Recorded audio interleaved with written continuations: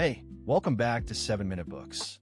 I'm Sam, and today we're digging into Haemin Sunim's Love for Imperfect Things.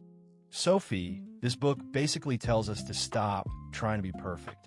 So tell me, what actually changed for you when you read it?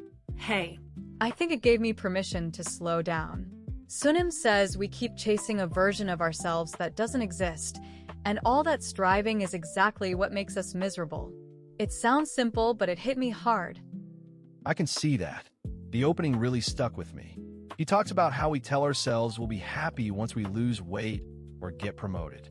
But we never actually get there, right? Something else always appears. Exactly. And he calls that conditional love. We're putting conditions on our own worth. The book is basically a reminder that we're already worthy, even with all our flaws and uncertainties. So does he just want us to give up and accept mediocrity? Because that's what I usually hear when people talk about self-compassion. No, that's the best part. He's not saying stop growing. He's saying stop fighting the present moment. When we accept where we are, we actually get more clarity to move forward from a place of kindness instead of shame. Okay, that makes sense. And he ties a lot of this to how we treat other people. It's like if I'm harsh with myself, I'll be harsh with you. Yeah, that's one of his core ideas. Our relationships mirror our inner state. If we can't forgive our own mistakes, we struggle to forgive others. So the work has to start inside. There's this story I loved when he talks about listening. He says we often listen to reply, not to understand. And true listening, like fully being present, is a form of love. Right, and that takes practice. I remember he wrote about setting aside your own agenda, not waiting for your turn to talk. It's simple but really hard to do. What about forgiveness? He has a chapter on that, right? I think he says it's not about the other person deserving it. Exactly. He says we forgive for our own peace. It's about releasing the grip the past has on us, not pretending it didn't happen. Otherwise, we carry that weight around forever. That's powerful. And then there's the part that made me want to put the book down and just breathe. He talks about impermanence, how everything changes, and how that's actually freeing instead of sad. Yes. When we stop clinging to things, we appreciate them more. He says the love we share doesn't disappear when someone's gone. It keeps shaping us. That's a beautiful perspective on loss. The whole book feels like a conversation with a wise friend. He doesn't preach. He just shares stories and observation from his own life as a monk. And he's not anti-ambition either. He just wants us to rest, to say no to things that drain us, to value our limits. In a culture obsessed with productivity, that's radical. Right, because when we take care of ourselves, we actually have more to give. But I also loved what he says about comparison. That's the real thief of joy. Oh, totally. He says when we compare, we're comparing apples to oranges. Everyone has a different path. The only comparison that matters is with who you were yesterday. He also wrote about loneliness and vulnerability. That hit home for me. He says we hide behind masks of competence, but true connection only happens when we let people see our messiness. Yes, and when we open up, we give others permission to do the same. It's like a gift. He says mutual vulnerability creates real intimacy. And I think that's why the book feels so relevant. We're more connected than ever, yet more lonely.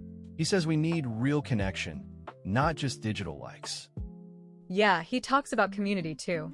Being part of a group, like a meditation circle or even a book club, reminds us we're not isolated. That's a great way to put it. And I love that he weaves in Buddhist teachings without making it feel religious. It's more like universal wisdom. Definitely. He's writing from his own experience, and it feels authentic. You can tell he's been through real struggles, not just reading about them. One thing I keep coming back to is how he says the present moment is all we ever have. I tried actually eating a meal without my phone, and it was uncomfortable, but also kind of amazing. That's a perfect example. He says we miss our whole lives while scrolling. Washing dishes can be a meditation if you pay attention. So maybe the title Love for Imperfect Things is about more than just self-love. It's about loving the imperfect people around us, the imperfect moments, the imperfect world. Absolutely. And that's the radical part. He's not asking us to fix everything. He's asking us to love it as it is. That's where peace comes from. They're the line I highlighted. The peace we seek in the world must first be cultivated within ourselves. That feels so relevant right now. Yes, because when you're grounded in inner peace, you can act in the world from clarity and compassion instead of anger. It's empowering, not passive. He also has this beautiful section on rest. He talks about how we've turned busyness into a badge of honor. But real rest isn't lazy, it's necessary. And he says we need silence too. Not just sleep, but time to simply be. That's something I struggle with. Same here. But how does he suggest we actually fit that into your life? I mean, we have jobs, families, and obligations. He suggests starting small. Maybe just 5 minutes of stillness in the morning, or a slow walk without your phone. It's about setting boundaries and saying no to things that drain you. Okay, so it's not about escaping life. It's about being more present in it. That makes a lot of sense. Exactly. And when you're more present, you're more kind, more patient, more loving. It all circles back. There's something so comforting about the way he writes. It's like a warm blanket on a cold day. I find myself picking it up when I'm stressed. That's exactly the energy of the book. It doesn't demand anything from you. It just sits with you and reminds you that you're not alone. For me, the one thing I'm taking away is to practice self-compassion every single day. Not just when I feel bad, but as a regular habit. That's the root of everything else. And if you want to carry that with you, you can find the whole library on the 7-Minute Books app. There are 6,000 plus fiction and nonfiction titles you can read or listen to in any language. It starts at $2.99 a month, $9.99 a year, or $19.99 for lifetime access. So the real invitation is to embrace your imperfections and let that love ripple outward. We'll see you in the next one.